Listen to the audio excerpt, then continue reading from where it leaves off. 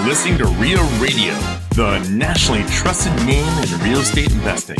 We dig deep to discover investors' why in real estate. If you want to skip all the BS and get in investors' heads, you're in the right spot.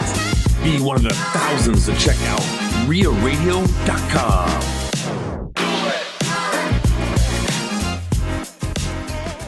This is going to be controversial. It's less about the operator's moral character because the assholes are the guys who make the most money and the nice guys are often the most naive. It's more about the actual numbers, like their track record. That's why Owen makes so much more money than me. I've been trying to figure this out for so long. Yeah. They've done it 10 times and delivered incredible results to their investors. I know they're going to do it again. If the dude's an asshole, even better, because I know he's going to be fighting with the property manager and fighting to make money on this deal for his own investment. Interesting. This episode is brought to you by JM Real Estate Capital. Hi, it's Rob, JM Real Estate Capital. We're the money guys that you need to know for all your real estate investments.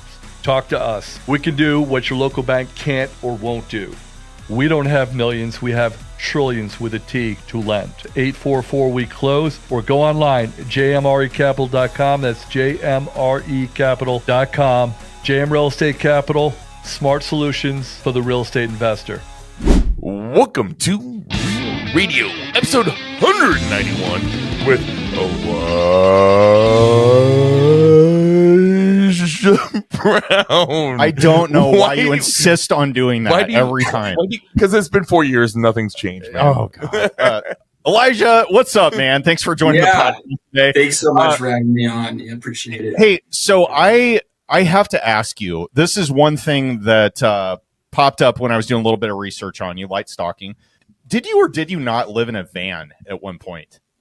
Yeah, down by the river, a steady diet of government cheese and, Was it like a creeper van that was like white with like black center windows? Yeah, one of those. We had an old memory foam mattress on the floor and just kind of dumpster dove for dinner. No. Nice. Shut the front door. Is this real? No, when COVID happened, we my fiance and I, we bought a Sprinter van and we spent 2 years building it out from scratch. It was an empty cargo van and we had no construction experience at all. And we built it out and made it really comfortable and then lived in it for a year. And what did you guys just go around the country touring or what? Yeah, we went to a whole bunch of national parks. Yeah, we went to Baja, the whole Baja Peninsula, all the way down and back up, beach to beach, and all over the U.S. Oh my God, that would be so cool. What was like the most memorable moment of that trip, or do you have any crazy stories?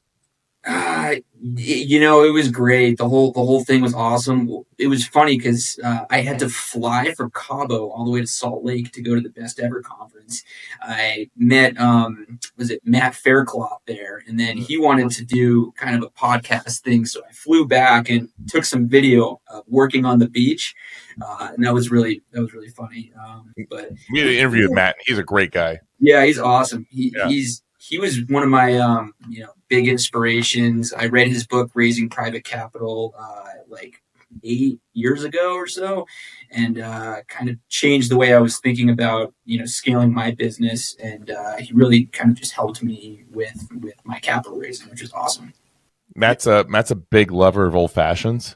And then we went to Bigger Pockets conference. He's like, "You guys come to my party, and I'll make sure on my tab that you guys get only old fashioned." I prefer my bourbon just plain, one cube, and nothing else in it. Hey, it takes all types to make the world go around here. So, quick story. So, we have. Well, I don't actually know if you know him that well. But there's a guy that used to be living in Omaha, a real estate investor. Logan Fast was his name. He and his wife had a van. And they basically stripped it, rebuilt it, made it into basically a mobile domicile. And they did exactly the same thing. They went around the country. Now, Here's the thing, though. They had a cat called... Yeah, we had a cat. Yeah, Big Chungus was the name of their cat. And what they started doing was they started filming this cat on the day-to-day, right? So they'd just be at, like, Yellowstone or, like, Mesa, wherever, Mesa, Arizona. And they would just film these like random things about the cat, and people just started following him, right? And eventually they started getting like Petco and like these cat leash companies and like cat food and all this. They got all these sponsorships. So they ended up making like $300,000 a year just in just in sponsorship. They had way too much time on their hands. That's incredible, because here's what we did. So we have a cat too. His name's Mink. We used to walk him on a leash. He came with us. He came to Thailand when we went there. That's another story. We made a video, like a TikTok of him when we were in Scottsdale, and it was like 110 degrees out, and it was just like, you can't cool down a van when it's that hot. And so we got a hotel room, and we made a TikTok of the Prince cat going into the hotel room, like, you know, shitting in the litter box and then laying down in the bed, and it got 100,000 views. And we made a decision right there that we were not interested in making the commitment to doing more videos. It is exhausting chasing that, right? Yeah. Because we had a guy on, Bryce Matheson, probably, I don't know, like 10 episodes ago or so. And he puts out a fair amount of content. He's a good dude. I like him a lot.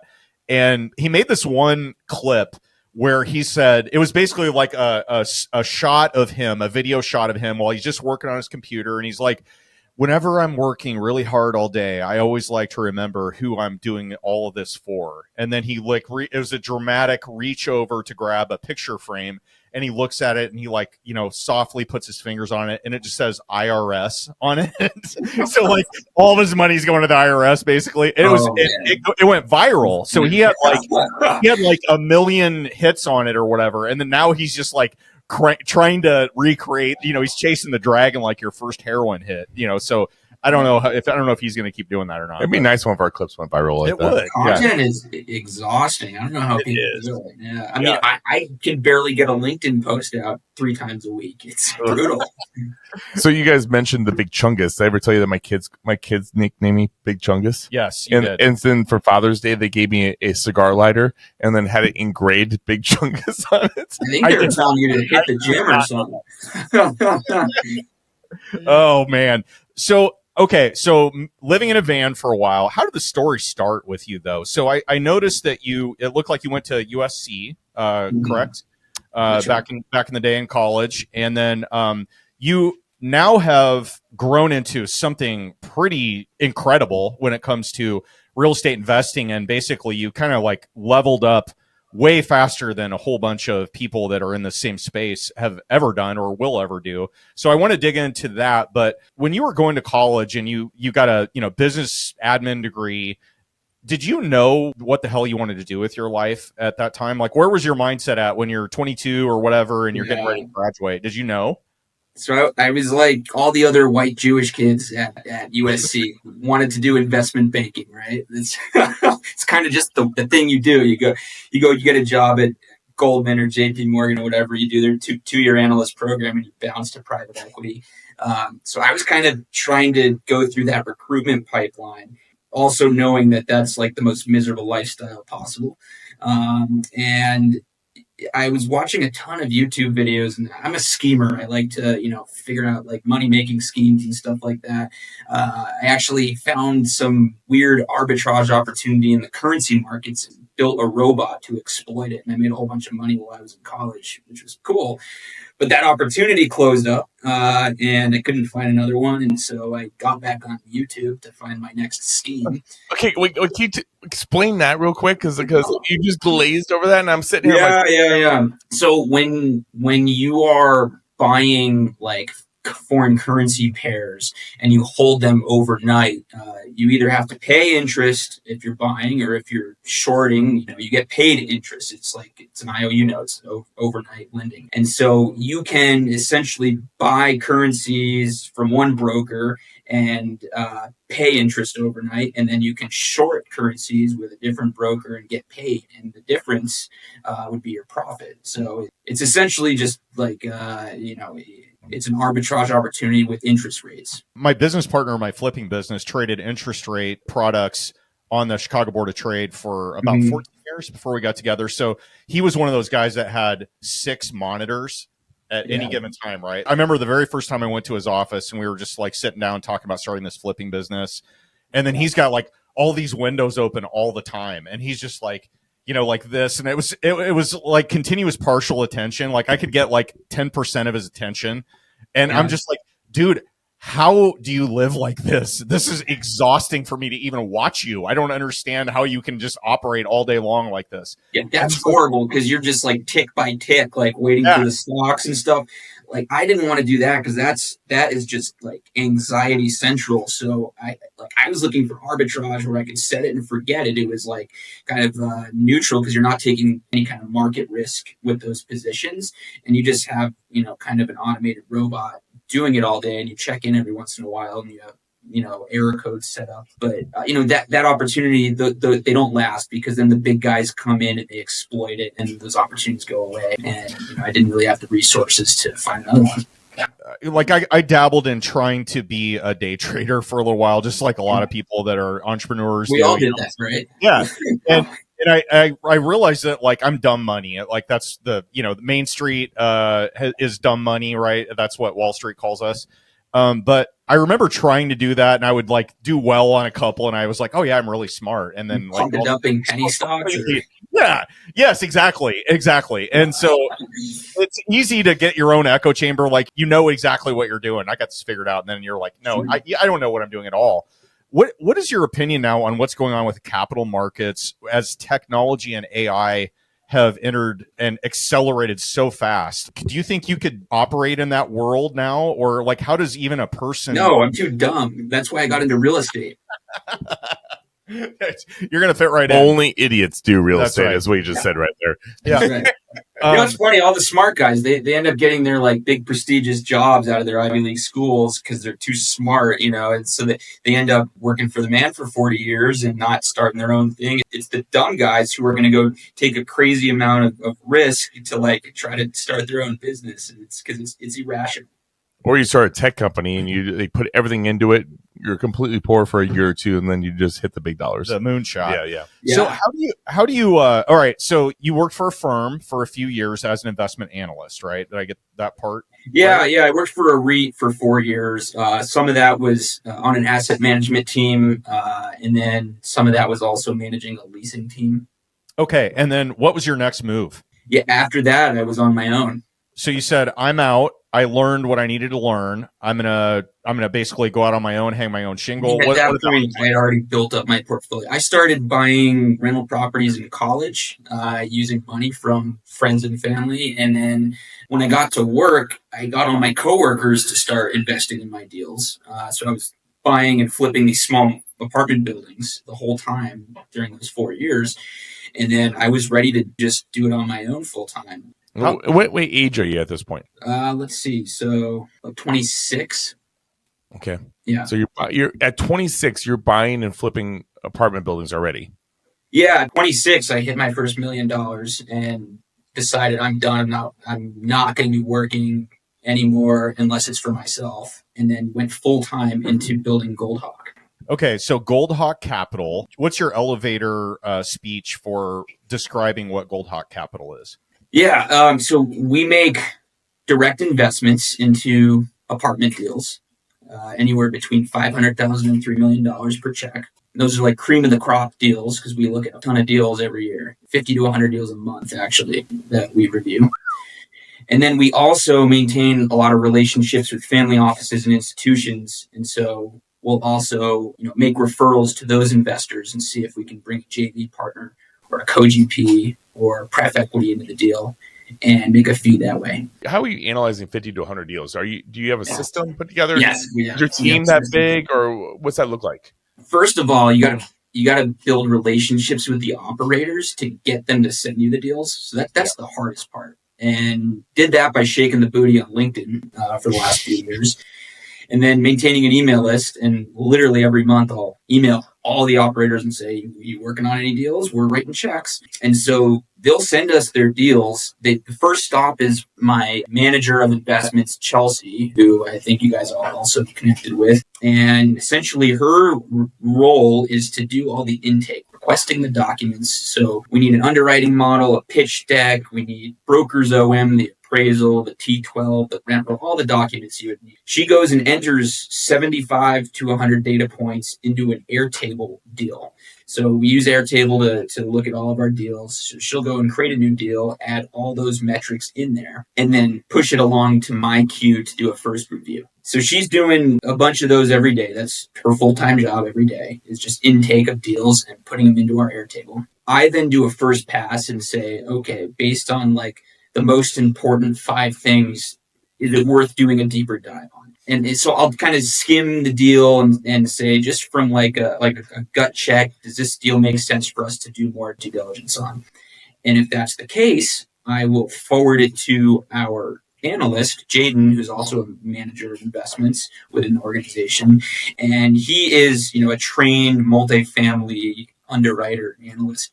He'll go into the Excel model. He'll crunch numbers. He'll challenge the rent comps, the market, all that stuff, and then essentially write up a few paragraphs on what he sees as, being red flags, or if it's a good opportunity to pursue, at which point it goes back into my queue for kind of a final review.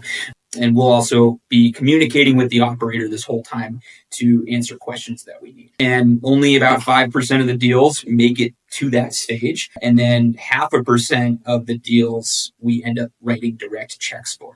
What are some immediate knockout factors? Like you get a whole bunch of deals that come in your inbox. You're looking through it and you're putting your first filter on it. So what is Chelsea's job to eliminate before? Yeah, is awesome. She has no-go criteria that she can reject deals immediately based on. And some of those, for example, the most important thing that we care about is the operator's experience.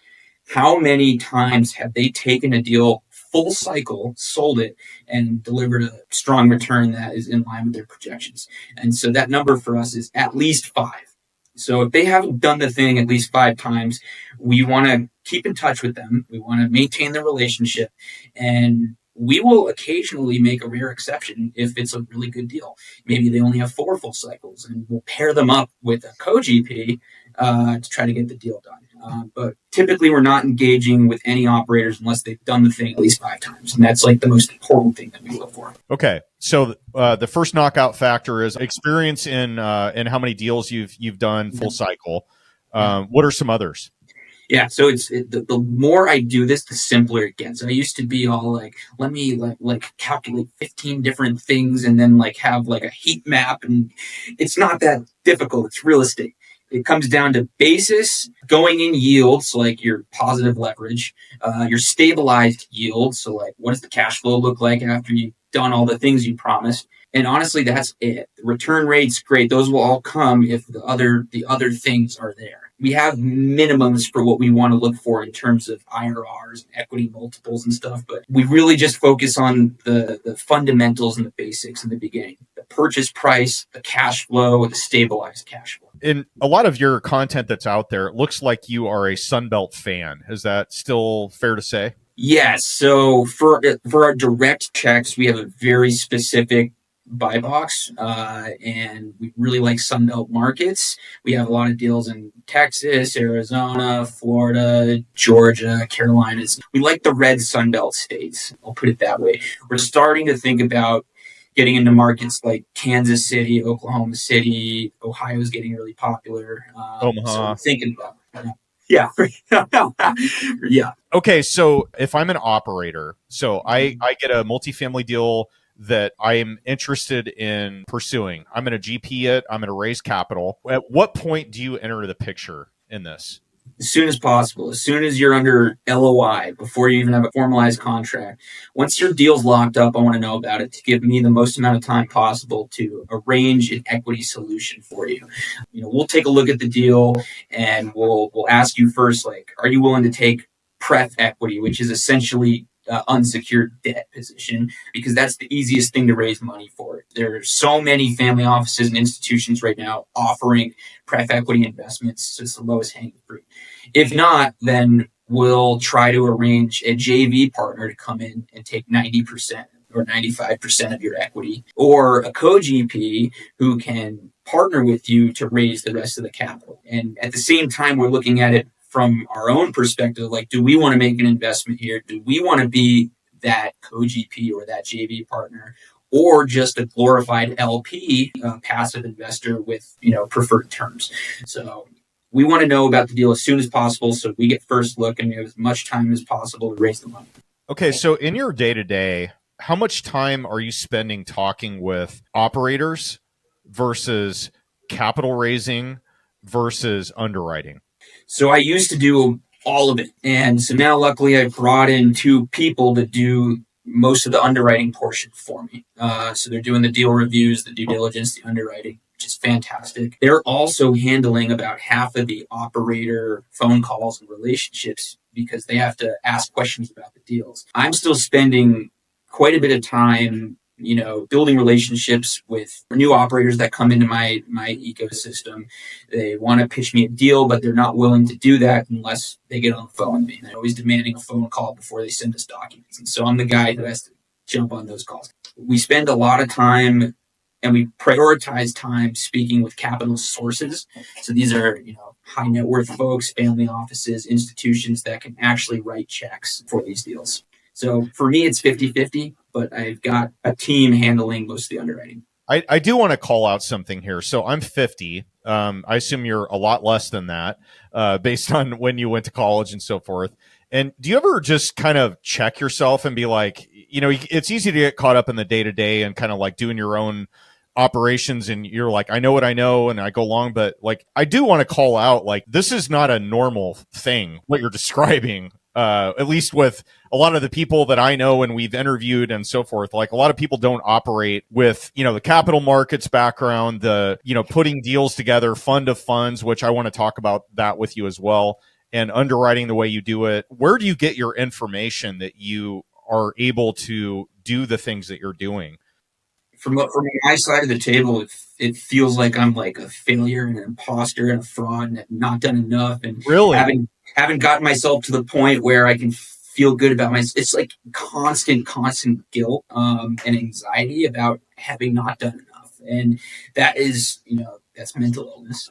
That's part of it. It comes from my upbringing. It comes from a lot of different things. But you'll see this like among a lot of entrepreneurs, like, look at like someone like Elon Musk. It's the curse of the entrepreneur's brain where there's this constant feeling of guilt that not enough is getting done, that there's not enough being created, that the situation you're currently in is not filling the gaps that are in your life. And so you're just constantly pushed to like move forward further. It's interesting. I was seeing, do you know Mr. Beast? Jimmy Donaldson. He was my son makes me watch that all. Yeah, he was on a podcast a few days ago or something explaining, like, someone was asking, like, why do you keep going and like, why are you working weekends and working 100-hour weeks and flying all around the world and stuff? And he's like, yeah, it's like because nobody else is willing to do it. But he was really talking about how it's more of like a mental illness thing of like, I never feel like it's enough. Like I could have gotten to 2 million or 3 million and just quit and like lived a nice life. But it's the fact that like I'm willing to do what nobody else is willing to do. And that's what makes me great. And that's like what it's about. It comes from probably a lot of childhood trauma. Well, yeah, we just interviewed Joe Moffat a couple weeks ago, and he really kind of talked about, we brought up imposter syndrome. And running a local meetup group, especially in the beginning, I dealt with imposter syndrome, and he's like, you're not growing and you're not putting yourself out there unless you have that feeling. He put it a lot more elegantly than I, because that's not my sweet spot. But but it really hit home. It's like yeah, if you don't have that feeling, then you're not doing what you're supposed to be doing. Maybe it's different for everyone. Like, look, I wish that I would be content with just working 34 hours a week for someone else and making a couple $100,000 a year. That sounds awesome to me. Just go home, drink a beer, and watch TV. Like, that sounds great. But my brain will not let me to do that. I get home and I'm just thinking about all the deals that are not getting done. I can't go on vacation. It's like, yeah. That will happen soon. You're like, hey, I just need some breaks. I can't go on vacation, says the guy that lived in a van for a year. Let's back up and talk about that. You asked me like what was like the most memorable thing. It's like you have two entrepreneurs living in a tin can trying to take calls all day long to build their businesses. Meanwhile, everyone else around them is like unemployed or like out having fun at the beach, and you're sitting in a tin can looking out the window. It's tough. when you're trying to like build something, you really can't be on vacation. You're just constantly thinking about having guilt about it's not getting done. Wasn't there just a Netflix episode came out about a couple? I think it's Gabby something, and she got her husband or her boyfriend killed her during the trip around. Yeah, yeah. So you guys survived that. You're good. Yeah. What was harder is the construction project. You ever try doing a construction project with your wife? No, that would never happen. Hell no. Hard pass. We pulled that off. That's how we knew it was. We were right to get married. I take that back though, because we did like a kitchen and living room remodel about 2 years ago. I would argue that it is the same, because like when you're living in the thing that's being remodeled, it is not fun at all, and you get really pissy with each other quickly. I remember my last bathroom remodel. My wife's like freaking out. She's like, "This project was supposed to be 4 days. We're on day 7." Oh my god! Wow. And I'm like 2 years every weekend. Yeah. Well, we were eating out of a toaster oven for about 6 months, so that was not a time I'm anxious to relive. But your factory meals really played a role there. There you go. Yeah. Okay, so I feel like we're really like just highlighting all, like this is a highlight reel. But what struggles did you go through? You spent time as an investment analyst. You said, peace out. I don't want to do this for the next 40 years and work for somebody else. I want to scratch the entrepreneurial itch and hang my own shingle. But like, it's not like you had, I would assume at your early 20s, like stacks of cash laying around. How did you make the leap into doing that and having enough money to live on and still being able to stack wealth up for yourself? Yeah. By the time I went off on my own, I had 12 full cycle exits with promote on those, on some of them. So like I had made some money. But, you know, for those listening, like us real estate investors make our money at the end when you sell properties. So like 99% of all the money that I have is tied away, locked away, fake monopoly money, you know, locked away in properties. Except when we can do the Burr method. When we can do the Burr method, then we can. Sure. But we can get into that. So it's like for most of us, we're living off of, you know, acquisition fees, asset management fees, you know, transactional type of stuff. And then whatever else you've got going on the side. What was it like living in Hawaii? Love Hawaii. Yeah. We'll probably end up splitting time back and forth between here and Hawaii. My fiance's family's from there, and so we spent a lot of time there. It's great. Have you been? Only one time, and it was to Maui, so we spent about a week there.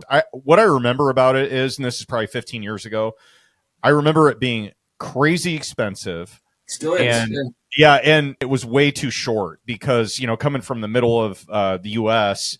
and flying, what was it, about a 7-hour flight, 5 time zones. Yeah. Like that was not fun because I was waking up at like 2 a.m. and I was just like, well, what do I do now for the next 5 hours before everybody else gets up? Everything's great about it. It's just like, very expensive. Like food's great, the water's warm, the people are nice. Depends which people, but you know, we love it there. The climate's great. You know, there's so many big name investors that you know reside there. Were you connecting with anybody? Some of them, yeah. But you know, once you get into the bigger names, they're more private. They live on their, you know, private estates. They fly in and they don't really engage with the local entrepreneur community. So like I was part of an angel investing group and I was part of a few other things. I hosted my own meetups. But usually at those, you'll get high net worth types of individuals, but you're not going to get the billionaires showing up at those. So when you first started out, you were an owner operator, right? Weren't your first deals like you were doing it mostly like the rest of normal people, where you were going out and operating your own deals and, you know, flipping rentals? What was that like versus now? There's a reason why I switched, because I hated being an operator. Yeah, let's talk about that though. Like, what did you find that you just grew to resent out of owning your own deals and trying to make them into the end game, which is, you know, money or wealth? Managing rentals and property managers from out of state is really difficult. The property managers and the contractors will lie, cheat, and steal. There'll be a million emergencies that go on. You get a phone call every other day about something that happened. Last week, I had to deal with a mainline water breaks, $14,000 to deal with that issue. the problem is with a lot of these things is it takes up a lot of your time, but also, I realize that I am certainly not the expert at doing this. I know what I don't know, and I am not a great property manager, operator. I realize that there are people who've been doing this for 20 or 30 years that, have kind of figured out they've gone through all the issues. And so I'd rather trust them with my money and with my investors' money than with myself. Also, if you think about it, so I decided to just go into capital raising and capital markets because for me, I make the most for the amount of time I spend doing that role. So when you're an operator, it's 24/7. Once you close escrow, the job starts there, and every single day until you sell a property, you're dealing with fires and headaches and all kinds of crap, and having to, make officer loans when a property can't pay its mortgage, and that sucks. With the capital raising, I send out a few emails, raise some money, get paid, and move on to the next one. And I don't have to deal with all this stuff. And if I structure it a certain way, I'll still get a big portion of the profits at the end of the deal. And so I don't need to be the guy answering the phones.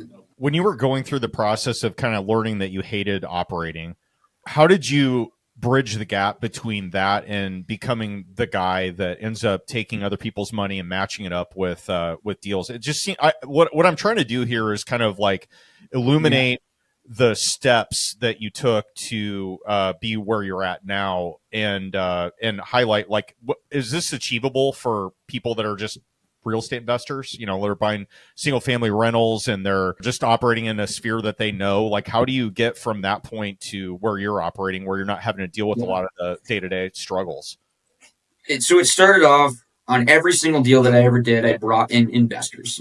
I never did a deal with exclusively my own capital. I'll probably do that, in the future. But I learned how to raise money and put together pitch decks and everything, and ask people for money from day one, like 10 years ago. So I started doing that on my own deals. And then I got to the point where I realized I don't want to do the day-to-day work anymore.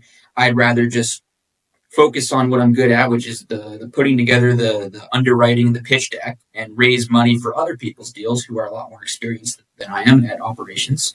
So I did that for a little while. I'm still doing that. I do that occasionally.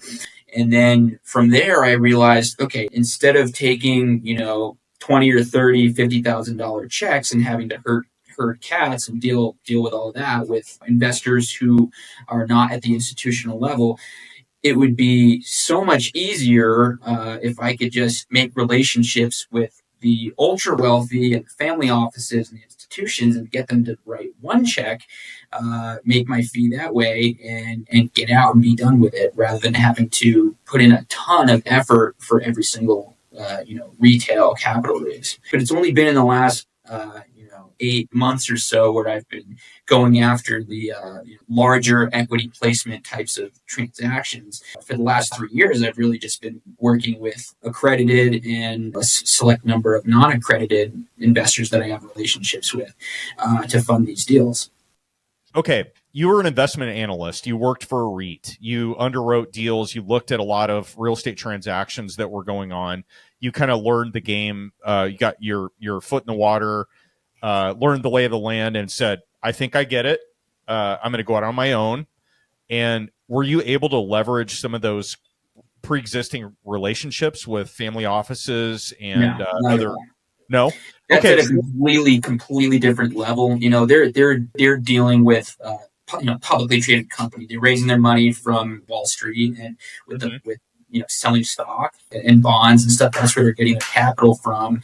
And then they're going out and doing these massive $100 million+ transactions. It's completely different world. Yeah.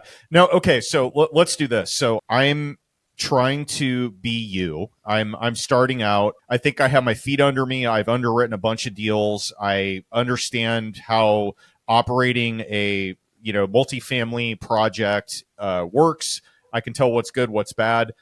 Now I want to go out and I want to raise money from a family office.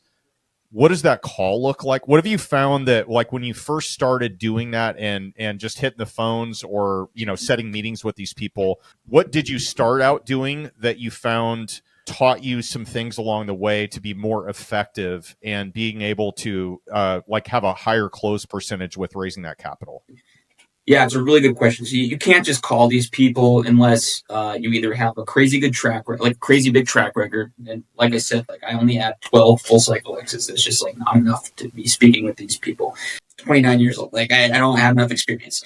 Or you've got something extremely valuable to offer them, such as, a deal that they're going to be very interested in. So our value proposition when we call these folks is we review 100 multifamily equity requests every single month. That in middle market acquisitions, that's more than anyone else in the U.S. is looking at on a monthly basis in terms of deals that are under contract and searching for equity investors. We look at more than anyone else.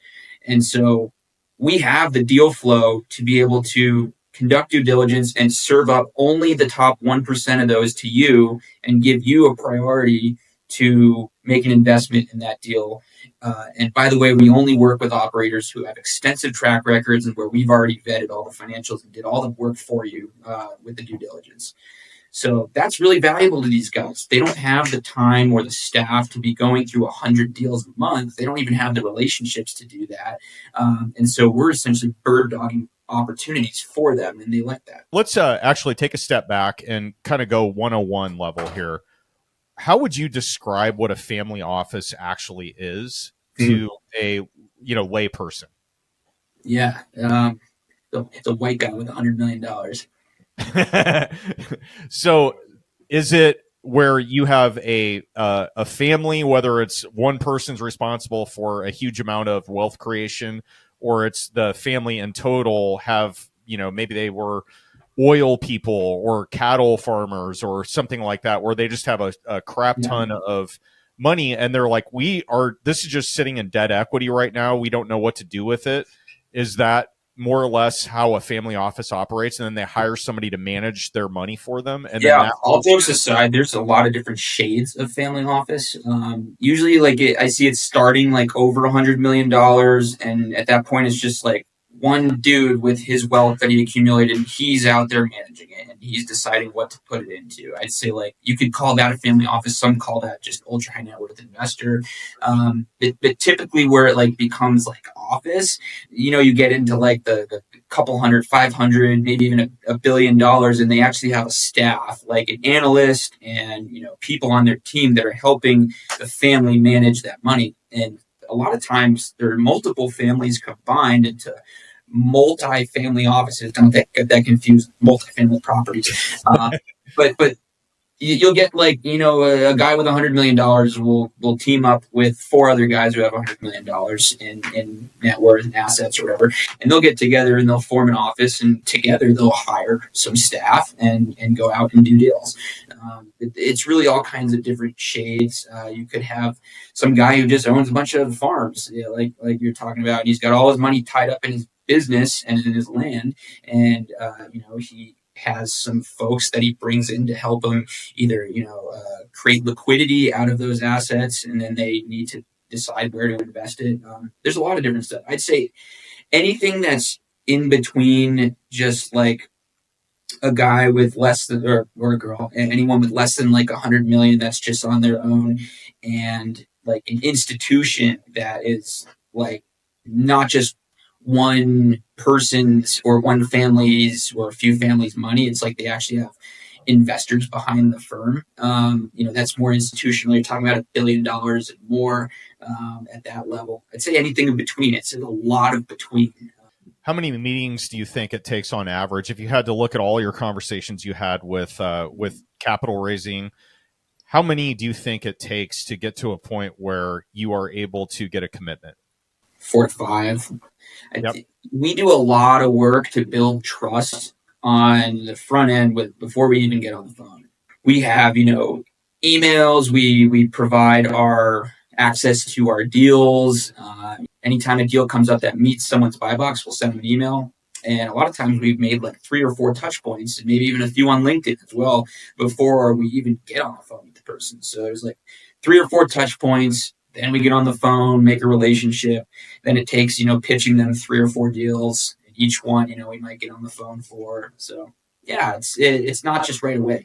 We did an audit into like our investor like database, and the two like leading like reasons why someone invests with us, or like the things that like we the reasons why people invest, either they have a personal relationship with us or they've been in our system for 2 years or more. So it's like people aren't just going to invest within the first month or two. It takes like them watching you and building a relationship with you for multiple years often before they'll pull the trigger.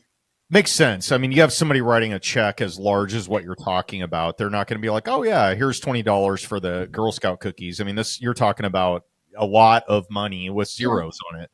I noticed you on LinkedIn. It seems like you put a fair amount of content out there and some effort behind it, rather than just like shit posting on Instagram, like your reels or whatever, on like stuff that's regurgitated all the time. It's either you or somebody on your team has put some thought into the content. Has that been your most successful social media platform that you've been able to raise capital from to put into deals? It's been the only platform we've used, and 99% of our retail investor leads come from there. Like anyone with less than $1 million probably came from LinkedIn, unless they're like a personal friend, family type of situation. Yeah, look, it's tough. I started actively posting on LinkedIn at the beginning of 2023, like in January 2023. I was posting 4 to 5 times a week, every single week, and then every month I would take a look at every single post, say which ones worked, which didn't, and write down like a list of attributes that I would want to put into the next round of content. And then I would go and draft the next month's round of content. And I still draft all my own content. I don't agree with having ghostwriters. I don't agree with having AI. It's all trash and it's crap, and it's not you and not your thoughts. But anyway, we still use LinkedIn for lead generation. I post 2 to 3, maybe even 4 times a week. Okay, let me ask you this then. All right, on the LinkedIn train here, do you try to participate in conversations that are ongoing in your same space or with potentially your target audience? Or is it you're really more focused on the content that you put out and make sure it's curated so that the people looking at it are receiving the message that you want? It used to be that I would be engaging with the communities for like an hour or 2 a day. Now that LinkedIn's been taken over by AI robots and ghostwriters and employees and people who aren't the actual account, I can't read my feed anymore. I can't participate in these conversations. I can't even read my direct messages anymore because it's a waste of my time. So now I'm essentially only focused on drafting content and then commenting on my posts at this point. Okay, so on the content, I know I'm getting really granular here. No, this is good. Yeah. Look, I want to highlight the fact that like you're operating at a higher level than, let's face it, the top probably 5%, if not less than that, real estate investors participate in. And what you're doing, I realize, is probably like, oh, this is just what I do. It's not a big deal. But like these things matter, right? And if you're going out and trying to approach this and trying to be Elijah, what are maybe some other things that you found to be like when you talked about analyzing your best performing LinkedIn content versus stuff that didn't perform well for your target audience? What have you found that has been your highest hits or best end results, which would be, I would assume, capital that is getting raised to put into deals? Yeah, it's good. What's interesting about the approach I took was people always recommend like starting off with a target avatar that you want to advertise to or market to. Instead, I just started posting and seeing who would gravitate toward me, like what audiences and avatars would come to me that liked my content. And it ended up really just being like sophisticated and more institutional real estate investors. And so I was like, okay, let me put out content for those people. And so I started like getting really focused. One time I made a post about what would happen in like a zombie apocalypse to all the real estate investors. So, it's actually really good. Yeah. I like, please continue. I'm interested in this. Yeah. I was like, what if you're like the landlord in like the safe haven town and like you have to keep the zombies out and you have to keep your utilities running and everything. It's like, there's a lot of fire drills that you have to deal with. Anyway, that post did horrible. Nobody. What? Oh my God! I would have totally dove into that. So all the fantasy stuff and the self-serving stuff, the things that you think are great, are going to do really poorly. And the things that do the best is when you're just providing some type of value and tremendous value to the audience.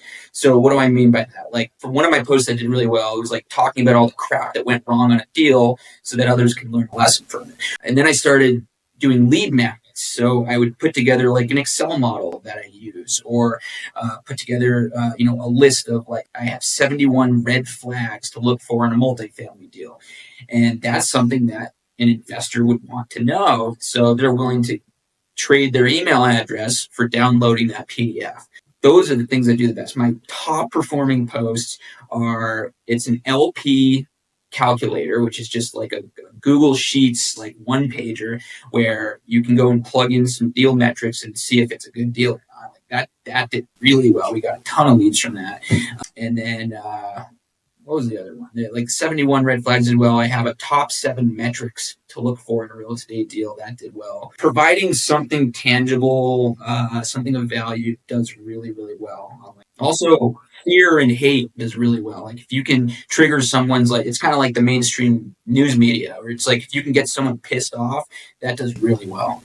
Fear and hate, yeah. God, could that ever be more like prevalent in society than it is right now? Any type of social media platform, it doesn't matter if it's Pinterest or LinkedIn or Facebook or whatever, and somebody just posts a cute, dog video. Somebody will be like, oh, they only fed them, Purina, so they must be a Republican or a Democrat or whatever, and then everybody just starts fighting about the left and right, and it's just like, what just happened?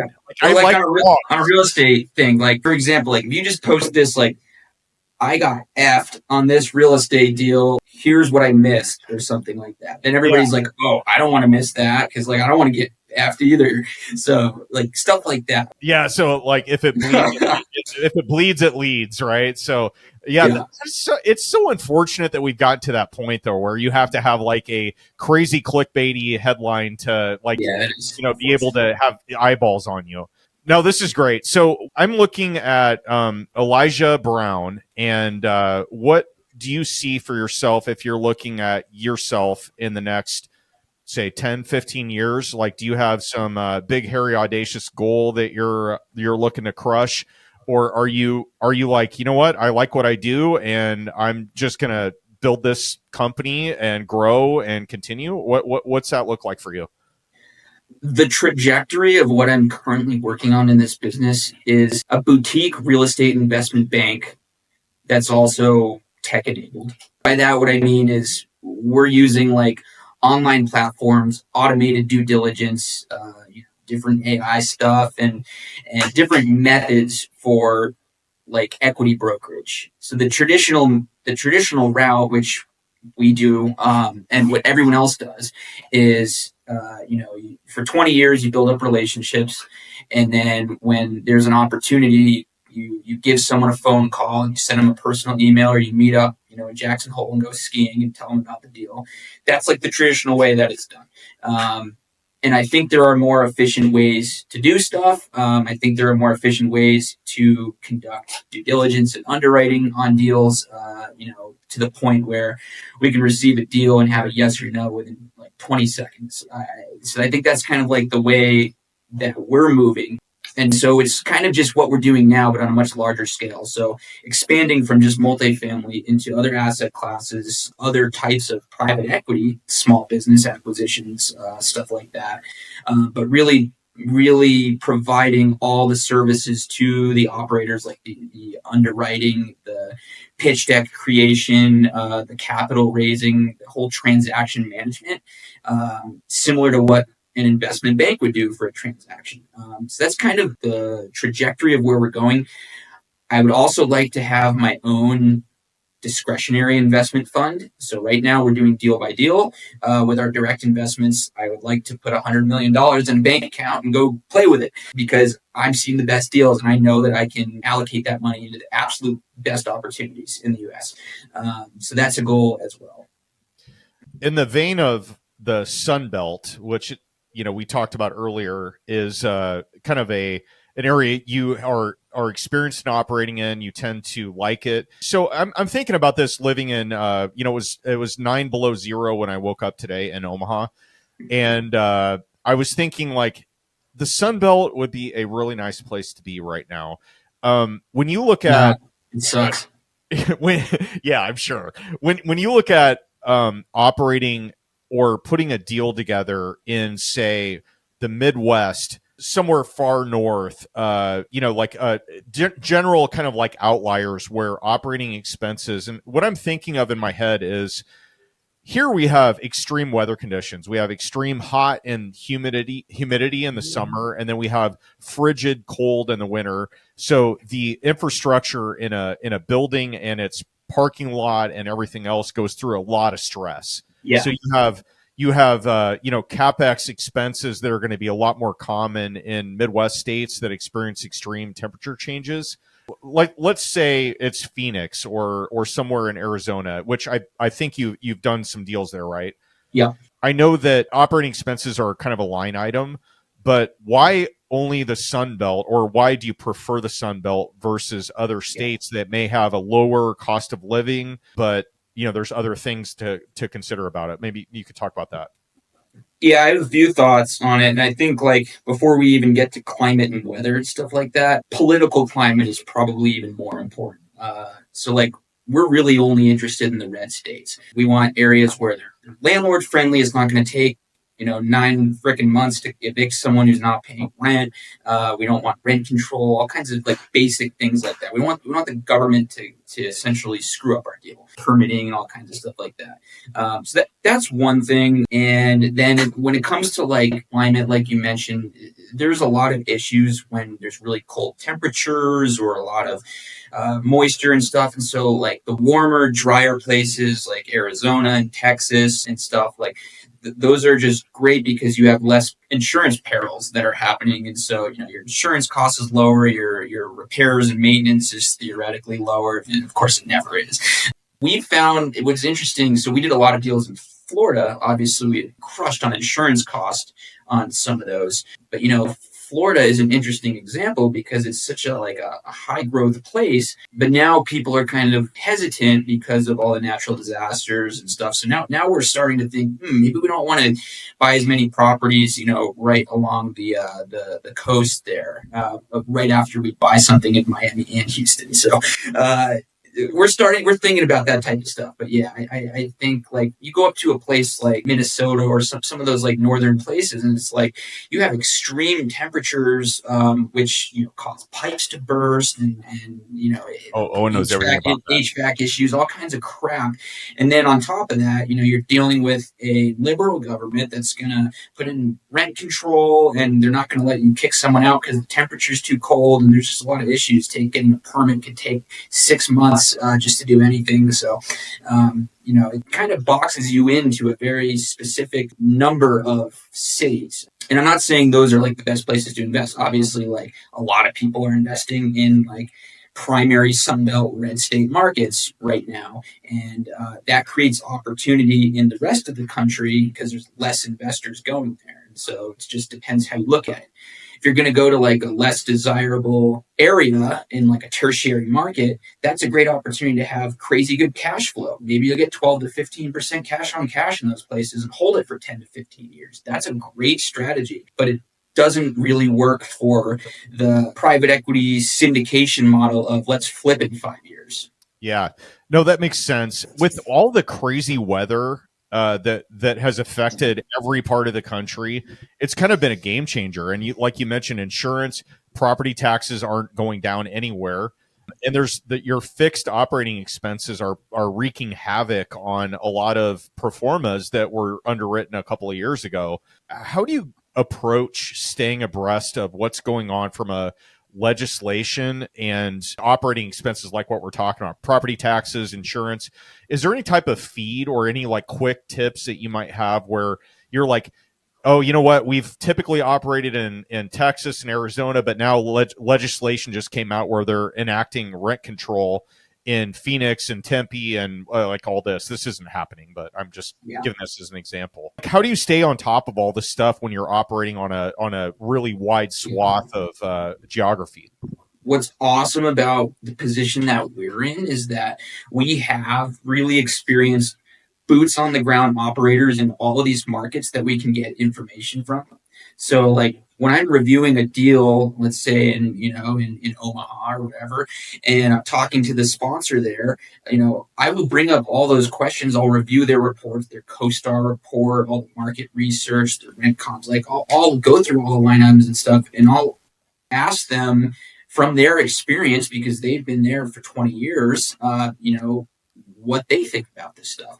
I am not the expert in that market. I'm not the expert in literally any market. I probably know a little more about Phoenix because I operate properties there. But like, I am not the expert. I rely on the experience of the operators to get a lot of this information. And, we start with operator experience, then like the deal fundamentals. And, part of that is the market. And we do our market research before we make an investment. Makes sense. I caught on your LinkedIn profile, you had $350 million in your 20s in deals that you have been a transaction part of. Yeah. Yeah. Like, do you ever just sit there and be like, wow? Or is that more of like, yeah, that was a little league trophy? Because it's fake numbers. It doesn't mean shit because it's not in my bank account. It's like, cool, like I played a part in someone else's transaction. Maybe I brought like a good portion of the capital into that deal and played a role in the asset management or the underwriting. But it's like, at the end of the day, it's like, that's not my money. It's like that money, those properties were acquired with investor capital, and I just have a piece of the profits when it goes well. So it's like, I look at that number and I'm like, wow, clown, but even at a 1% return, I mean, you're talking. I mean, we're not. It's not. Yeah, huge, but there's millions of dollars in future promote and profit split that may materialize, and I'll be very happy. Okay. And then next time we go to Vegas and we're just sitting at a bar, and there will be Eli sitting there, and we'll talk to him, and he'll be that guy. Oh, I just sold my companies for $1 billion. All right, let's keep it simple, stupid here. So the KISS method, if you're looking to get into the space that you're in right now, you rattled off a few different transactional type fees that you can expect in someone in your role. So you mentioned, there's asset management, there's, construction management, there's acquisition fees. What are some of the things, like if I wanted to do what you're doing, what can I expect in operating a business like yours for a like cash flowing income? Yeah. I'm not saying what do you make a year, but I'm kind of asking that. Well, let's break it up into like the two different parts of the business. The first one being our direct investments, where we're bringing in like friends, family, and checks under $1 million to like invest in deals and stay in those deals until the end. Yep. And then the other side of the business, which is just like equity placement transactions, where we're bringing like a JV partner into a deal, taking a 3% fee and bouncing at the escrow. Yeah. So like on that side of the business, it's just like take my fee and get out. If we're raising equity for you and get a $20 million check, we take 3%. If it's pref equity or like a mezz debt product, it'll be 2.5%. And then we really don't do senior debt, but that would be 1%. On the other side of the business, where we're actually making direct investments, through a feeder fund structure, what that just means we set up a separate LLC to aggregate capital, and then we use that LLC to invest in the deal. We're charging fees to our own LLC, and that includes a 2% or 2 to 3% acquisition fee. Then there's a promote at the end. So usually there's not like asset management fees because we're really not doing any work in the middle. There's like basic fund admin expenses that cover, the virtual assistant or whatever. But we make our money and profit split at the end of the deal. So, if the deal goes really well, the investors hit a certain rate of return. Anything more than that, and we'll say we're going to get 20%. We're going to take 20% of all the additional profits that come at the very end of the deal if we do a good job. And that's what we essentially like are all doing this for, because that number can be millions and millions of dollars. Like we work for that profit split at the end.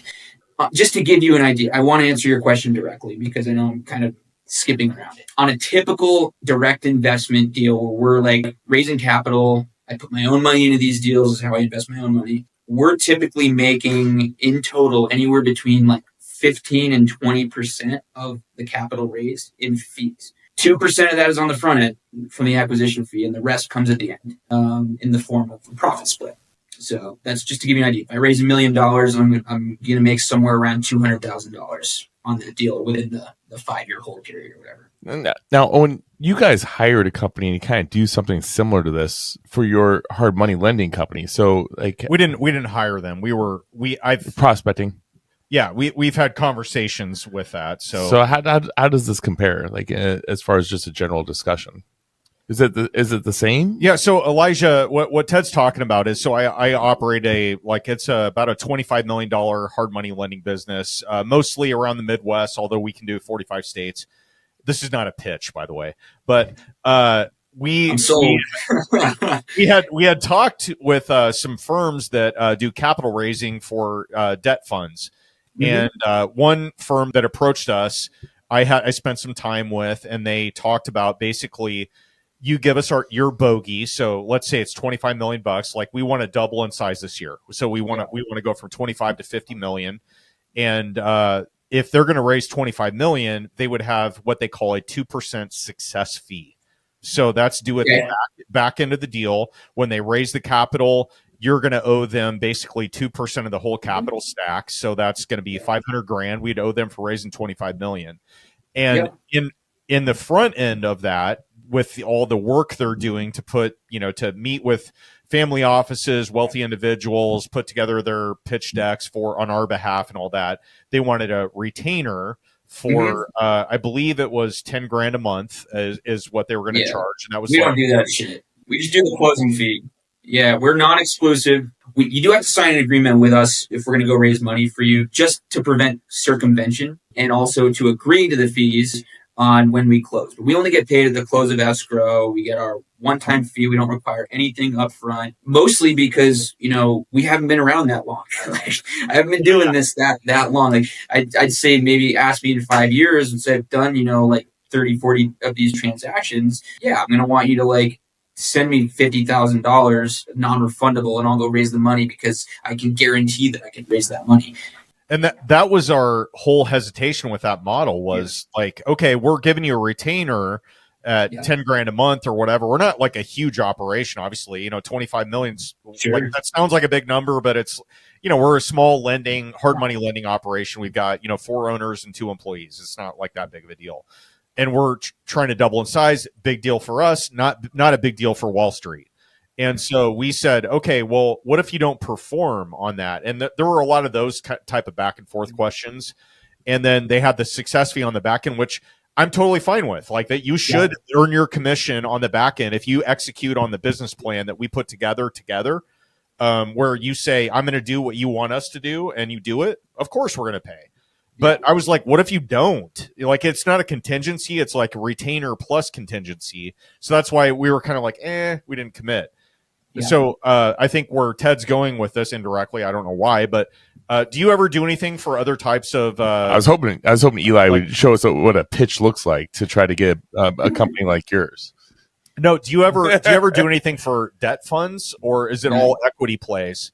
No, so I've kind of I'm starting with the very, very small specific niche that I know the most about, and that's middle market multifamily acquisitions. Not even develop. We see a lot of development deals that have to pull the trigger on any of them. We don't do blind funds. We don't really do debt. We're really just looking for JV partners for multifamily acquisitions. And that's really it. But like I said, it's the trajectory where the business is going, we will expand out. We will diversify and do more things like that. Yeah. Okay. So here's what I really wanted to ask you. Are you bored yet? No, definitely not. And the reason I ask that is I get bored easily. I like starting things. Generally, after I get the deal put together and it's all exciting and whatever, I'm like, I really don't want to operate this. Somebody else can do that. And, whenever it closes, that's great. And if I get something on the back and that's great too. But I'd rather just be the front guy and get it all done. And then here you go, guys, throw it over the fence. And then you take the finish line. I like being a quarterback. I don't necessarily want to be the guy running down the field and getting plowed by, safety coming out of nowhere. But I was curious, like you have performed in a niche within a niche. And I say niche, not niche, by the way. I just want to make that distinction because I've heard what you said there. There's two types of people. One says niche, Sure. one says niche. So I'm a niche guy. But if you're in a niche within a niche, how do you fight the boredom? I ask that sincerely because like you are doing something really kick-ass and cool at a high level that not many people do, at least people that I know. But are you ever to the point where you're like, God, man, I wish I could just get back in the van? There's a million things that you can get distracted by. There's so many, every single day people are trying to pull me in different directions. And I'm like, I've heard a million times that like the right way to do this is to just like really focus on your niche.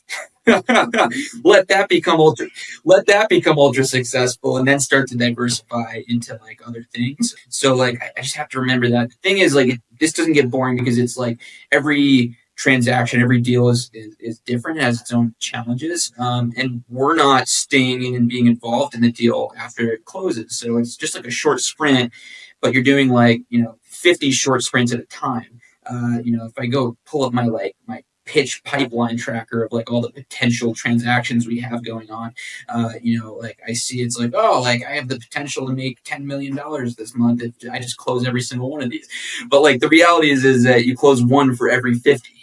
And so you have to like work all of them, and every single deal is completely different. Yeah, that's so cool. So what type of software do you guys use? Like you mentioned tracking a lot of metrics. You mentioned you have a deal pipeline. You have kind of like, here's what I could close if I got everything done. What is a useful software that you found, or maybe an app or tools or tips or tricks? Airtable. Yeah, it's really simple. We just use Airtable, and we have a few different tables set up.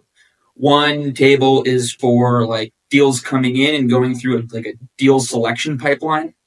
And then we have another table for like pitches. So like if we send an email blast out to all the investors and someone responds back with interest, we'll add them to the pitch pipeline, and then we'll follow up with them, every other day until we get them to close or we get them to say we don't want it. And so it's like really simple technology. We do use ActiveCampaign for our CRM and automated email marketing. My partner in the business, who is no longer a partner in the business because he started his own like CRM and email automation setup company, because our system was so good that other operators were like asking if they could pay him to set theirs up. Well, after doing over $100,000 of that, he was like, okay, I'm doing this full time. So now he's setting up operator CRMs and email marketing to help other people raise money. So ActiveCampaign for that. And then we have a bunch of other like little softwares, like we use make.com for some automations. We use Slack for team chats and Asana for tasks. It's really simple. It's nothing complicated.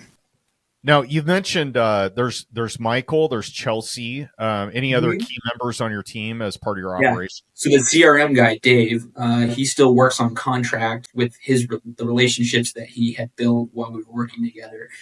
So he does investor relations. We just hired Melissa Day, who is doing full-time investor relations. So she's, calling all of our leads, convincing them to invest in our deals. She's also establishing new relationships with new leads. So she's focused on that. And then Michael Wilkie is on the capital market side. He's a registered broker dealer. So he's dealing with the large equity placement transactions. Well, how did you rope him into booking podcast appearances for you? Like that was he did that for his own. that was like additional responsibilities in his job description, and also podcast guest thing. Michael and I are essentially partners in this equity placement business side of the business. And so, it's on both of us to get the name out there and bring leads in the door and make the business work. I noticed on your LinkedIn profile, you put "I'm hiring," highlighted around your picture, and you're looking for. It looks like a couple of investor relations roles. Yeah. Are those still open, or are you? Yeah. So we just hired the one, and now we're looking to hire a second one, and that's specifically for our direct investment, feeder fund type of deals. where we're looking for investors with less than $1 million to come into these feeder funds. So that's one side of it. I'm also looking for an investor relations person who is more institutional and can handle like more complex conversations with like institutions and family offices, which is a completely different language, completely different marketing. You have to talk to those people completely differently. So I'm looking to hire someone on that side of the business as well. And then I would love to bring on someone who specializes in marketing, lead generation, because right now I'm the only one doing it, going on LinkedIn, posting and everything. I don't have anyone doing like ads. No one's doing that kind of stuff for me. It's so hard. I don't know how you feel about this, but based on your comment earlier, like about the AI and the whole like shit posting that goes on in LinkedIn and social media now, it's so hard to outsource that part of it because like it's so personalized and it's like your message and like you're like, that's not me, man. I'm way more sarcastic than that. Like or whatever. Maybe that's just me, but that's a hard piece to give away is the social media presence of everything. Definitely. Right. I think it'll be more of like, you can't replace like the thoughts that come from someone's head. It'll be more like facilitating it. Perhaps there's like some guy who like starts our TikTok channel or whatever, and he follows me around with a camera and edits posts. Who knows? Or it could be someone who specializes in like paid ads, and you know they're creating advertisements for our stuff and posting it and managing it and following up. So there's a lot of different ideas that I don't have time to pursue. But maybe every other video could be a cat video, just so that you can keep the viewership up. Hey, the viewers have spoken, man. Cat videos kill. So we have a couple of, by the way, this has been awesome. Thank you for joining us from your closet. In Colorado, your Colorado closet that you're in right now. No, he was. We didn't talk. I also sleep on the floor. Nice. So Elijah's Memory foam, in though. a co-working space right now, which is a little bit to do with the audio here. So thanks for sticking with us on that. But we have a section that we ask every guest, and we call it Failing Forward. This Failing Forward is brought to you by PropStream. PropStream is one of the most trusted real estate data software solutions. PropStream benefits all real estate professionals. You can find properties and contact homeowners on the go with PropStream's mobile app. We offer free academy courses tailored to real estate investors and agents. Take advantage of our live webinar demos to learn the software and scale your real estate business. Visit www.propstream.com and sign up for your 7-day free trial to get more leads and grow your business. Where by the no, you're gonna love it. By the title of it, I think you're gonna get the gist. But this is something where we ask every guest, do you have a situation or a deal that you were involved in that didn't go according to plan, and maybe you learned some lessons along the way? Yeah, I made an investment a couple of years ago, and they this is before I got smart on bridge loans, and it was like 3 years ago, and they used a 3-year bridge loan, and the loan came due, and they extended it, but we're still in this environment where they can't get the property sold for enough to really hit our return projections, and so right now they're going through the process of getting the property sold, paying off the senior debt and the pref equity on it, and getting back whatever they can. So this is going to be the first deal where it's not going to hit the projections that I wanted to hit. I wasn't the operator on it, but I learned an important lesson about never investing in a deal with less than 5 years of term on the loan. Okay, so looking back, knowing what you know now, operating under the information you had at the time, were there any warning signs that would have told you to steer away from this? Yeah. I mean, it goes back to operator experience. I mean, I think these guys had only done like 3 full cycles. They had like 5 or 10 transactions that they did, but I trusted them, and I shouldn't have, because they hadn't done the thing enough times to know that it's too risky to take on bridge loans. That's great. If you don't mind, I want to explore for a second. Yeah. How does somebody bridge the gap between being a really good person and they have high integrity and they have all good intentions? They're going into and they're operating, and let's say they have 3 deals that they've done full cycle. And I do want to clarify something. When you're talking about deals, are you talking about large deals? So somebody that's approaching you to participate in a deal with them, what do you consider a deal? Is it a house flip or is it whatever is consistent with what they're pitching me? Okay, that's fair. So if somebody's approaching you with like a 50 unit property in wherever in the Sun Belt, and they've never done one, or maybe they've done 2 of them before, but you really like them, and you're like, hey man, you're great, this is awesome, but we really can't fund a deal where you have this little of experience in this type of a project. Like, how do you suss out good actors versus bad actors? Do you have any? Is it a feel thing, or is it like an art or a science? Like, are you applying like, here, answer these questions, and if you answer in a bad way, you're going to get an F, and you're never going to get a deal from us? Or is it an art? This is going to be controversial. It's less about the operator's moral character, because the assholes are the guys who make the most money, and the nice guys are often the most naive. It's more about the actual numbers, like their track record. That's why Owen makes so much more money than me. I've been trying to figure this out for so long. Yeah. They've done it 10 times and delivered incredible results to their investors. I know they're going to do it again. If the dude's an asshole, even better, because I know he's going to be fighting with the property manager and fighting to make money on this deal for his own investment. Interesting. It's so hard to do this though, like, because I've dealt with complete assholes that are like not great operators. You know what I mean? There's like, But the best situation is when you structure the deal so that you have leverage over them. Like, you can kick them out if they screw up. Like those people you have to kind of watch, but also they're the guys who are going to work hard to make sure that they make money for themselves. If I look at my client list as a realtor that works with investors, I should say, in all the clients I had that were the bigger the asshole, the richer they were. Yeah. There's a reason why they're rich. It's some reason I always bonded with them and made good friends. Ted likes assholes, evidently.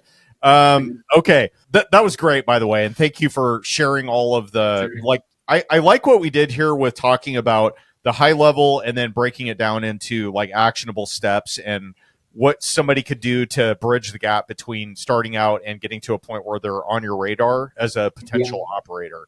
So we have one last section in our podcast that we call the OT with Owen and Ted. You're going to get OT with Owen and Ted, presented by Magic Door. Magic Door is the AI-powered property management platform designed to handle everything from the rent cycle to the vacancy and maintenance cycles. During the rent cycle, Magic Door collects rent, sends automatic reminders, deducts management fees, and distributes payments to owners. In the vacancy cycle, Magic Door streamlines listings, tenant applications, seamless multi-language communication, screening tenants, and converting applications into leases with one click. And for the maintenance cycle, Magic Door's AI handles everything, asking tenants key questions, assigning tasks to vendors, and scheduling repairs automatically without you getting involved. With no hidden fees, no onboarding costs, and seamless AI-powered automation, Magic Door takes care of the entire property management lifecycle so you can focus on what matters most. He's been drinking a lot. Sorry. I'm not drinking booze right now, buddy. All right. So we have some set of questions here we're going to ask you. I know you're super psyched about these. We have the first one for you is going to be, all right, you've got a book inside you. I know you do. I can tell by your beard. You're going to be writing it within the next couple of years. What topic? Or ChatGPT will be. What topic is it going to cover? And if you have a title, great. If not, we're more interested in the subject matter. I've had a lot of thoughts about like what book would I write. Is it going to be like all like the kid who gets rich? Like that's so over. Like I hate that.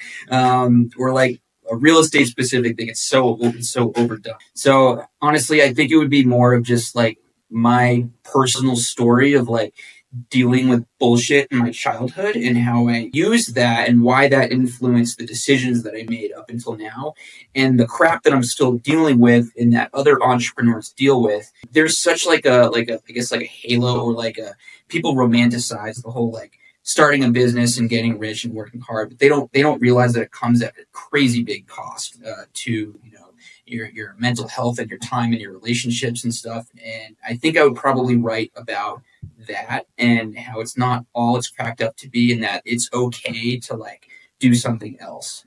Well, Elijah, you brought up your childhood numerous times now, but you haven't like really elaborated on those years. Is it, All right, therapy session. I totally I thought he was going to let this go, but Ted is not. Ted will not let this shit go. By the way, like if you have any type of trauma that you have experienced in your life, and you happen to mention a sliver of it, he's going to pull that sliver out with a pair of pliers. So well, I feel like it's a story that you want to tell. Like, I mean, think about it. Like, a lot of like entrepreneurs and successful people, like they built it themselves. You know, it wasn't because they inherited it. Usually, when you inherit it, you lose it, right? Or like at least the third generation does. And a lot of that comes from anxiety and insecurity around financial situations and stuff like that. And so when, you know, you're really young and your situation's not stable and your parents are arguing and they're blaming you for it, and the household is just not a very stable place, that really lights a fire inside the person to want to escape from that fear and that pain. And so they make a lot of decisions to essentially be in a different situation. But what's really interesting that I've been realizing is like the more that I do, the more money that I have, the more things that I accumulate, it's like that anxiety doesn't actually go away. You still have to deal with it. It's not like it just fills the hole and like solves the problem. And so that's something that I've been kind of exploring. Did you guys grow up with little money or what? It was rocky. I wouldn't say it was like poverty. It was probably like a lower middle class situation. My parents' relationship was not great, and they made a decision to stay together, to raise the children in the house. And that might not have been the best decision to make, because it was almost like there was like an active war zone in the house at all times. My brother and my sister and myself, we're all like very successful, which is crazy given the situation that we had. And I think that has a lot to do with, having to fend for ourselves and figure things out to survive the war zone. I always find this interesting because, we grew up very poor. My mother was an immigrant. My biological father died when he was 17. And so I feel like when you have those experiences and the people that I have met that have gone through a lot of those things in their lives, I think it creates a stronger person, but also gives you a new respect on life and what you're looking forward. So that's why I always like to kind of dig into it. And I know that you still really are holding back a ton, and I can see that. And I'm not going to dig any deeper, but I would love to learn more about that on you. If I could have, honestly, if I was running this podcast, that's where I'd be digging. It's interesting. Like, are you grateful for all that crap you had to deal with because it led you to where you are now, or do you resent it? It's both, right?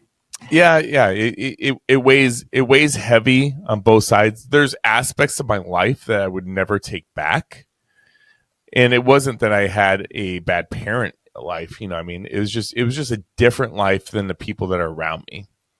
Sure. And we didn't have money. And so I look at money differently. I'm at the house and I won't let my kids still keep the lights on, and like, turn your damn lights off. Don't waste your food because we didn't have it. And that was just the life that we had, sit at the table until you eat it, every bite off your plate.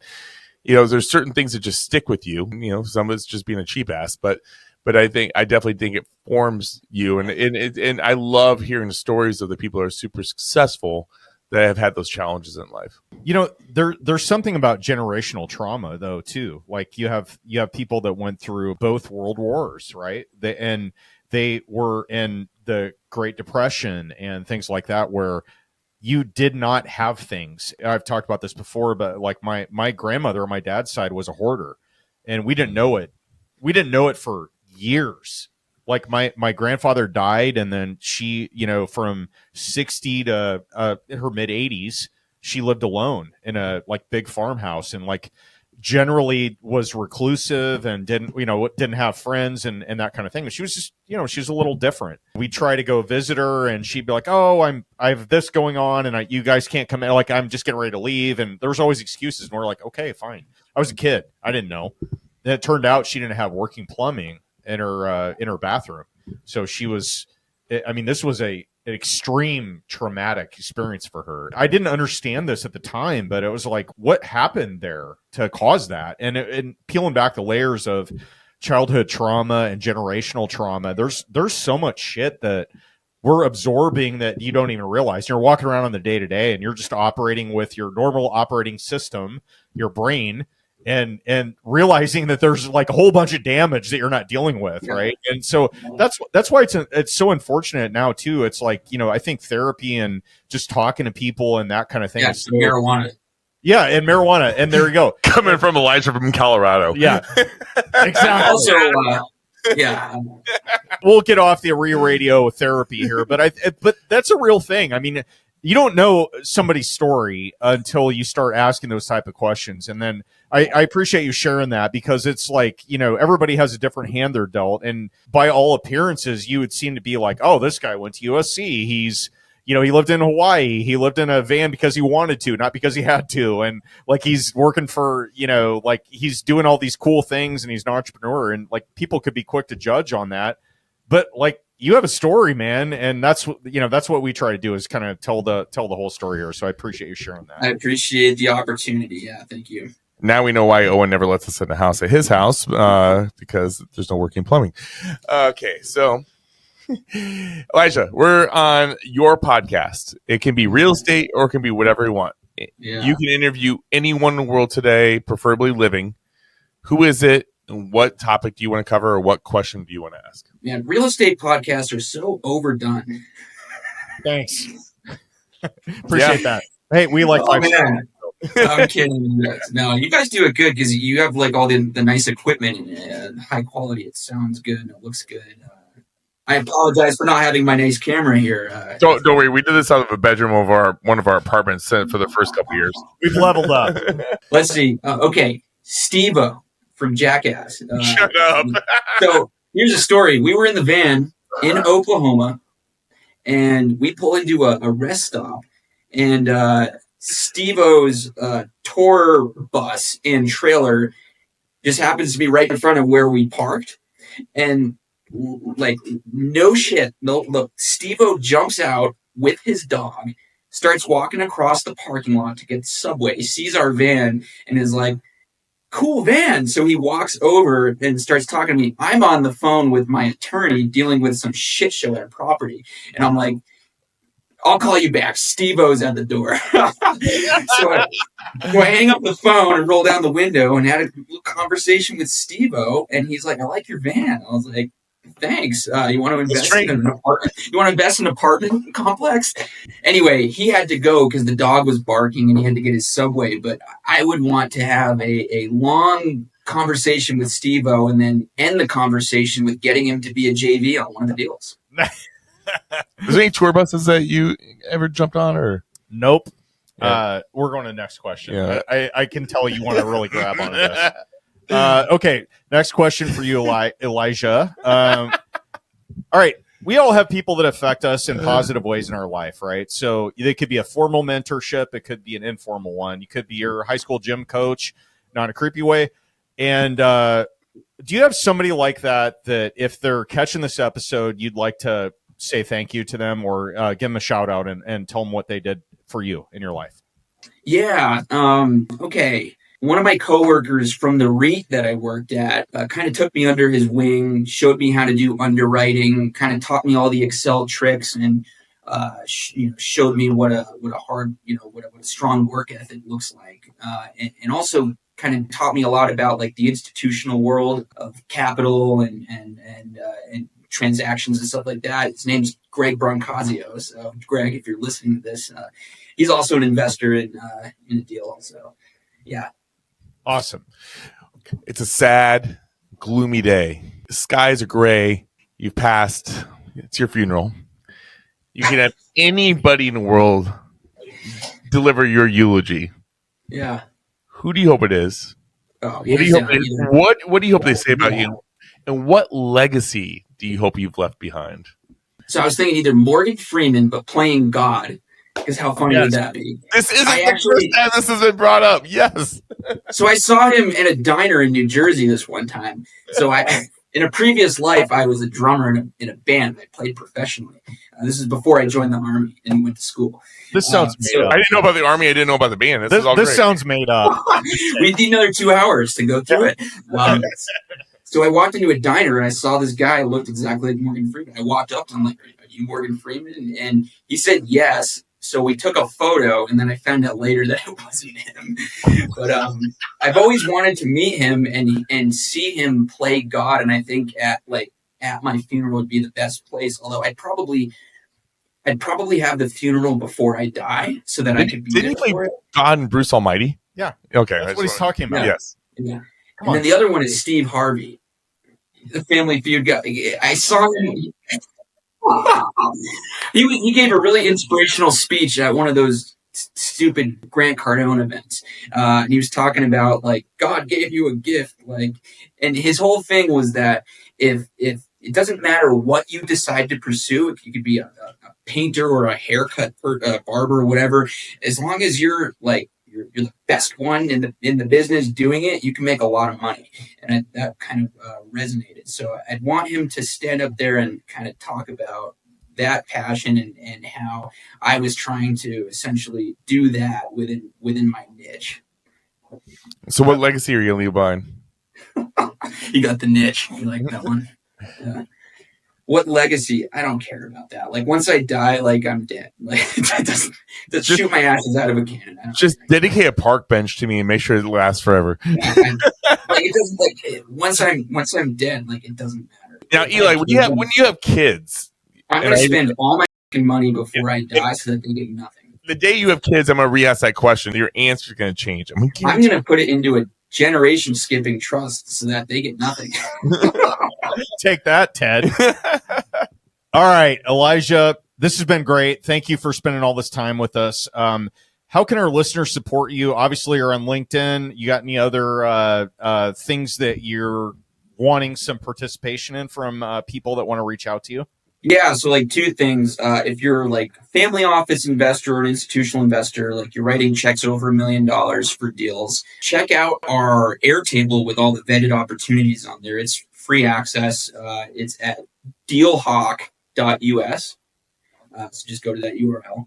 And then if you are an LP investor, you're investing less than $1 million, we have a whole bunch of awesome free resources for you guys on our website, goldhawk.us, under the resources section. One of them that is really popular is the LP calculator. So you can get there by typing in goldhawk.us/LP calculator, and you can download that. Well, Eli, thank you so much for coming on the podcast today. It's been fun. It's been energetic. Owen is totally loving your beard. So you've created a new love relationship today. Owen even grow a beard? Hey, dude, I just shaved mine off. Don't let this fool you, man. I can grow a beard tomorrow. You look good with the shadow. I don't know why you keep on shaving it off. I think you should grow your beard out, and then we can do a second round. All right, we'll have a beard off. Dude, remember, I'm like the old Wolverine, okay? I can grow this bad boy out. It might have some grays in it, but it's probably going to be better than yours. I'm just saying. I love it. Mine's growing out from this point on for St. Patrick's Day when I dye it orange. Yeah. Does it turn orange and white when it grows out? Not after I apply Just for Men beards. Hey, guys, if you're listening to this, I just checked every single platform. I do not have a new review to read. So you need to leave us a review on whatever format you're listening to. And Eli, thank you so much for coming on today. I am sorry about all the confusion with Owen Dashner here. He is old and sometimes he gets a little spacey, but we still love him here. Where am I? Where am I? And like I said, if you listen to the first time or the 191st time, wow. 191st. It's been a while. Yes.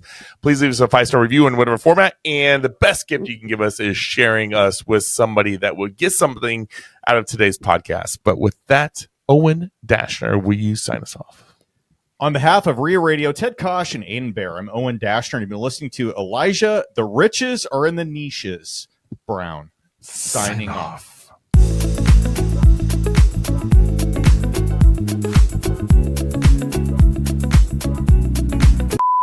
Why did you say niches at the end there? Perfect, what's wrong with you?